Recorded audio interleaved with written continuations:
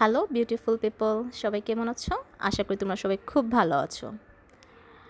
আজকে আমি আমার স্কুলের জন্য একটি উপকরণ বানাচ্ছি। এটি হচ্ছে 1 থেকে 22 পর্যন্ত নামতা চার্ট।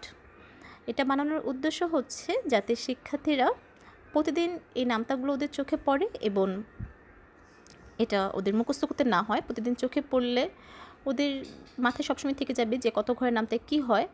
আর নামতা যেহেতু গণিতের জন্য খুবই গুরুত্বপূর্ণ একটি জিনিস, আর নামতা শিক্ষার্থীরা মুখস্থ করতেই চায় না, হয় না অনেক সময় মুখস্থ। এই জন্য আমি এই উপকরণটা বানিয়েছি যাতে ওদের নামতাটা মুখস্থ করার প্রয়োজন না পড়ে, প্রতিদিন দেখে একটু একটু করে ওরা শিখতে পারে।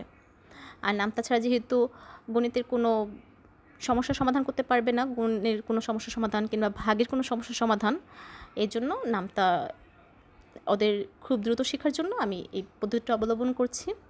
এটা হচ্ছে আমার ফাইনাল লুক। আমি যতটুকু পেরেছি, আমার যেহেতু সময় কম ছিল, বাসায় কাজকর্ম করে যতটুকু সময় পেয়েছি চেষ্টা করেছি এভাবে করার জন্য। Thanks for watching.